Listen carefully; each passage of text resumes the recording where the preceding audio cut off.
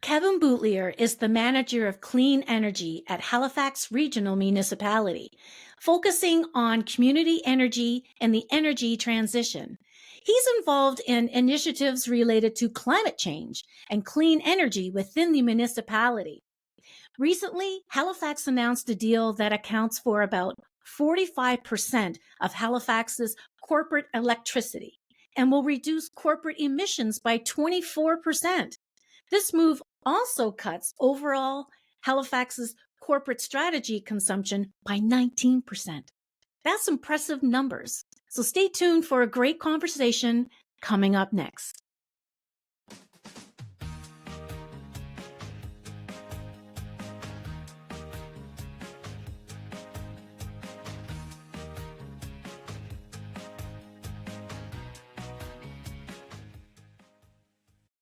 Hi, welcome, Kevin. Hello, Maria. How are you? That's great. I'm doing really doing really well. I'm thrilled to have you. And because my very first guest on this podcast was Shannon, your colleague, Shannon Miedema. And she talked about HalifACT and the municipality's sustainability work that you're doing. That was almost 3 years ago. I can't believe I'm saying 3 years. But what's happened since then? I would imagine a lot has happened in the last 3 years. Definitely been, it's definitely been expedited per se, right? It's been an exponential amount of movement, I would say, on our HalifACT Climate Action Plan. So, that was approved in 2020. And you spoke with Shannon about 3 years ago. And since that time, we've staffed up quite a bit. So we've filled out our team to be able to deliver on, the very aggressive actions of HalifACT, both mitigation and adaptation. So we've been really moving, and we'll talk about it a bit in some further questions, but really moving from the planning stage for a lot of things now into implementation, right? So we've done quite a bit. So there's been some big announcements. We were able to sign a power purchase agreement with a company, Renewal, who is developing wind turbines down on the South Shore, and we're actually going to be purchasing a large percentage of our corporate electricity use, so the electricity that we use for our fire stations, our community centers, etc. We're moving ahead on decarbonizing our corporate fleet through electrification, and also trying to support residents as well in making that switch to a lower carbon form of transportation. With the expansion, I think, of our team has been fantastic, because we've been able to also move into a lot of adaptation work as well, which is part of HalifACT. It's a mitigation plan, but it's also very much an adaptation plan as well, because, as you know, we're on the East Coast. There's, we're going to be hit by storms. We're going to be, hit by a lot of things like that. So our adaptation team is really working on ways to empower the community to bounce back a lot faster when these things happen. So looking at things like strengthening, key roads. So there's a great project on Shore Road on the Eastern Shore, where they're putting natural infrastructure to reduce the storm surge when there are events, and that usually typically take out that whole road that we now have to, pay to replace. So really looking into things like that as well, to reduce those impacts of climate change. Amazing. And there's a lot of work, there's the implementation stage where you're at. You were telling me about, there's a lot of energy that happens in recreation centers. Pools take a lot to heat those large spaces that you have. I mean, there's a lot of energy being drawn. So you need to rethink all of that. 100%, exactly. So part of HalifACT, one of the things is to take leadership as a municipality, and we want to encourage residents and businesses to decarbonize their operations. But before asking them to do that, we want to take that leadership role. So we do have a plan in place to decarbonize our own municipal buildings. So the power purchase agreement with the wind turbines to produce our clean electricity, that's a piece of it. But we also just don't want to use as much electricity anymore. Right? And we want to make those buildings more comfortable for residents as well. So, we're looking at doing deep energy retrofits on the community centers and on the other facilities. So we're looking at increasing the insulation, the envelope, swapping out the heating system from oil or natural gas to electric, and then putting solar on the roof to make sure that all the electricity that is used at that facility is as low carbon as possible. How has working with the utility, which is Nova Scotia Power, how has the support and, been for advancing the energy mission that you want to take on? Yeah, for sure. So the utility is, a key partner in the development of HalifACT, and they're very, very important in its success as well. Because when you look at deep energy retrofits, you get rid of oil, perhaps get rid of natural gas if it makes sense, and you electrify. The big thing is electrifying. But if the grid is not as clean and green as we would like it to be, that sort of is an issue. So we've been working with the utility and the province as well, and they do have targets of 80% renewable by 2030. So that really supports us in making the case for electrification. But when it comes to individual projects, utility has been fantastic to work with. A key example is our public charging infrastructure and our fleet charging infrastructure. But I'll talk about the public charging infrastructure just for a moment. It's fairly new for the utility. Is new for Nova Scotia. The size of chargers that we're looking to install is going to be one of the largest available here in Nova Scotia, and that requires electricity. So there, maybe a year or so ago, we initiated conversations with the utility, and they didn't really have a process in place of like, okay, you're forging ahead with this, and we're kind of going to work with you to make it as streamlined as possible. So, there's definitely some humps, some bumps, right? I won't lie. But they are supportive of electrification. And I would, say that they're supportive if we're going to pay for it. It's a win-win for all. So we've actually been able to have a really good working relationship with the utility to ensure that the sites that we select have the infrastructure that it needs, the electrical infrastructure, but then also getting support on scoping and just kind of working out some of the designs. As like I said, it's new. The federal government has a mandate that all new vehicle sales will be electric by 2035, and that's Right. 10 years away. So it's now it's time to start, right? Yeah. Well, you touched on it earlier, but the spacing, like the charging infrastructure, that's a whole beast on its own. I mean, you need to Mhm. probably space them apart. They need to be on municipal property, I would imagine. These, you have buses, you have a ferry, you have Indeed. uh, fleet vehicles that the staff uses to go from A to B. All that Totally. needs to be thought out. So, what's the Mhm. process behind planning all of that? Yeah, so it's complex, and unfortunately, it would be great if I just called up the city, next door and Mhm. said, "All right, so what did you just do? I'm just going to copy and paste that." But I think that's what makes this job really exciting. That gets me to come to work every day because it's another challenge. Like it would be boring if it was just copy and paste. That being said, there's a lot to think about. So when we consider our public charging infrastructure, we worked with Dunsky Consulting back in 2021 to really map out where, how should we best select the locations for public charging, because we only have, it's taxpayer dollars. We only have limited amount of money. We can't just, go Right. everywhere, right? So number one is really trying to um, span the entirety of the municipality. So we're about the size of PEI. We've got 16 different districts, right? We need to consider, every resident that pays taxes in HRM, right? So typically what we look for is, sites that we own, as you mentioned. It's a lot easier to work on property that we own rather than dealing with leasing agreements or, Right. we love to partner with people, but with this initial tranche, that was sort of a piece that we wanted to, we'll deal with that later. Yeah. So we look for our community centers, we look for parks, we look for areas where there's something to do for the individual that's going to charge Hmm. their vehicle, right? Hmm. Our chargers are, going to be one of the faster in Nova Scotia. Some vehicles, though, can't take that full charge. So people will still probably be at the charger to get a full charge in, 20 to 30 to 40 minutes, depending on the vehicle. So there needs to be Yeah. something for them to do. It needs to be well lit. We also need to look at areas that are close to highways, so that when people are coming through, going from, Right.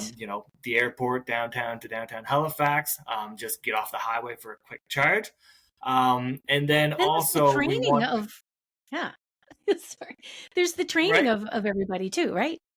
Well, and that's just it exactly. So when we Yeah. consider our fleet transition, I think this has been something that's been, I'm a technical guy, so I can get the technical stuff in the ground. It might be challenging, but I can make it happen. But when it comes to the behavioral change of we've got 550 plus light duty vehicles in our fleet that we want to transition, in short order. But it's, people are used to driving a gas vehicle, right? It is it's a bit of a change to get into an electric vehicle. So my team's not leading it, but people on our environment and climate change team are working on change management and really trying to support our operators to feel comfortable and become champions of driving the vehicle, because here in Nova Scotia, word of mouth is, the best promoter of all time. So really trying to show the benefits of driving the EV, but how to also operate it optimally.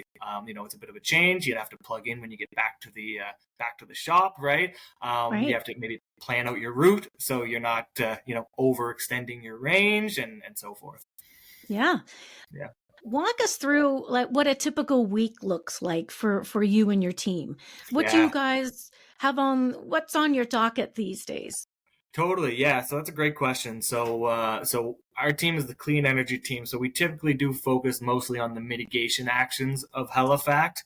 But the members on our team, it's a small team, but they definitely bat well above their average. So a big thing is, our team's responsible for our annual reporting. So we've got HalifACT, and every year we have to go to council and go talk about how we're proceeding on all 46 actions. So we need to do a lot of cross-department collaboration to gather the updates, but also perform an emissions inventory. So that emissions inventory, it is sort of the marker of like, hey, we're implementing a lot of things. Like, are we trending in the right direction? So are the emissions going down? And they are, not at the rate that I think we would like or need them to be, but they are going down. But that's quite a bit of work as well. As I mentioned, we're working on public and fleet EV charging. So working with the utility and the public and so forth. We also work with our planning department quite a bit. So as they update their land use bylaws and their planning documents, we like to try and incorporate some technical language around, mandatory EV charging for new buildings, or, allowing large-scale solar farms in areas where maybe it wasn't allowed before, done safely, of course.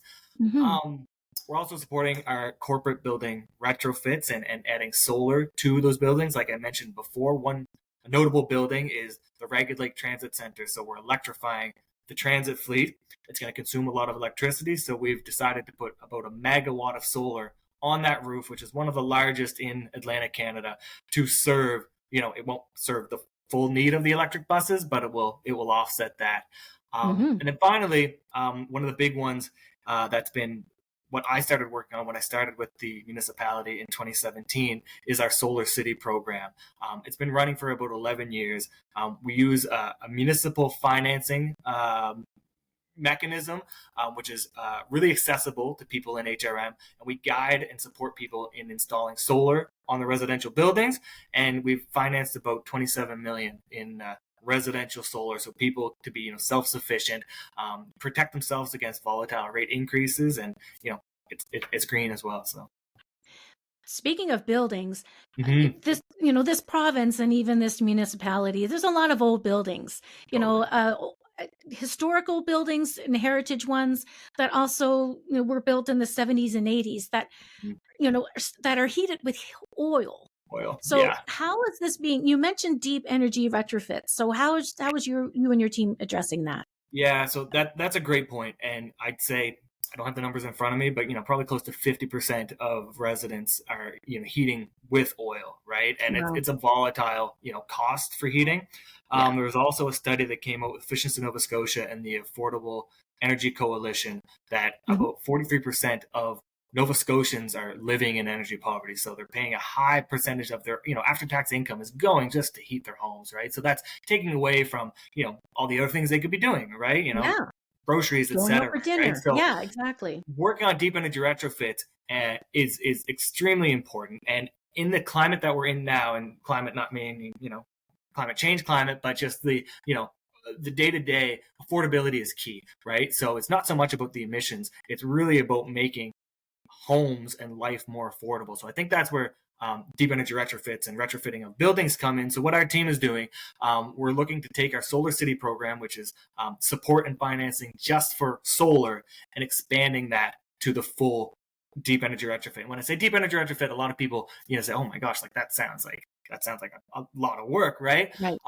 Really, it's not. You can get a big depth of reduction and energy savings by increasing the insulation in your home, swapping your oil furnace out for an electric heat pump, and then adding solar on your roof. So we've actually just finished a pilot program where about 11 residents went through, and for about $30,000 that we've financed through our program, people are off oil. They're saving about $3,000 per year, which offsets mostly their financing costs, and it's to me, it's been a success, and we're looking to hopefully expand that, and we're also working with some other municipalities and provincial partners to hopefully set up a larger, more sustainable program in the future. That would be amazing to extend that, because the Solar City program has been really successful. I know that it's a real near and dear to your heart as well. 100%. What does the next year look like for you and your team? Yeah, so the next year, there's going to be a big focus on getting this retrofit program off the ground, or at least planning out, where it is we'd like to go. For the last year, we've really broken ground in our public charging infrastructure. So we're really looking forward to, this summer, when a lot of them are online, and, that's when people are out in their cars and doing a lot of road trips and so forth. So really, monitoring who's using it and how it's being used, and, planning for potential adjustments in the future. We're also looking to new and additional power purchase agreements. So the one I spoke at the top of the discussion is about for 45% of our corporate electricity consumption, but we have street lighting that we would like to offset as well. We're going to electrify our buses, our ferry, in hopefully 3 or 4 years will be fully electric. So really trying to expand that power purchase agreement, and really just continue implementing and seeing successes in this really challenging but rewarding work.